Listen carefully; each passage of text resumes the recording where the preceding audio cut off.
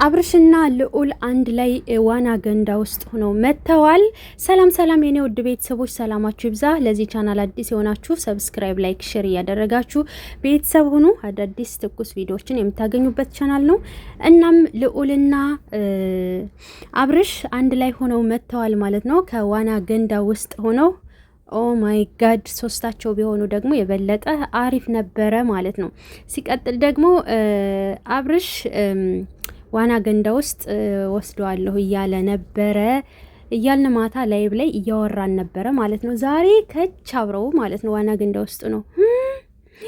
እናም ለማንኛውም ነጥቆህ እንዳይወድቅ ጥንቃቄ አድርግ። ምክንያቱም እዛ ጋር ቢወድቅ ጥሩ አይመጣም ማለት ነው።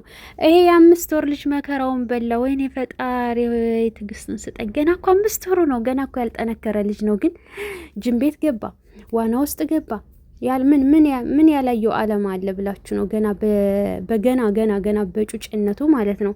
ፈጣሪ ጠብቀህ ልዑልዬ፣ የኔ መልካም የኔ ውድ ማለት ነው። የኔ ቀልጣፋ እውነት ደግሞ እኮ ጸጥ የሚለው ነገርስ ልክ እንደ ትልቅ ሰው እኮ ነው የሚሆነው። ትልቅ ሰው ራሱ እንደሱ እኔ እንትን የሚል አይመስለኝም። ምክንያቱም በቃ ልጥፍት እዚህ ጋር ተኛ እንደዚህ ምናምን ተብሎ እንትን ካሉት ጸጥ በቃ ዘም የሚለው ነገርስ አያለቅስ ምን አይል።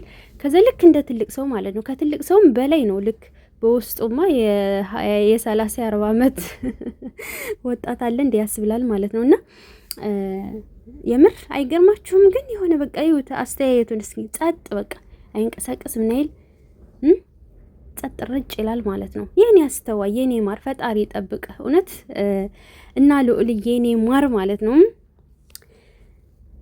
ለማንኛውም በቀጣይ ቪዲዮ እንገናኛለን። እስከዛው ድረስ ሰላም ቆዩልኝ።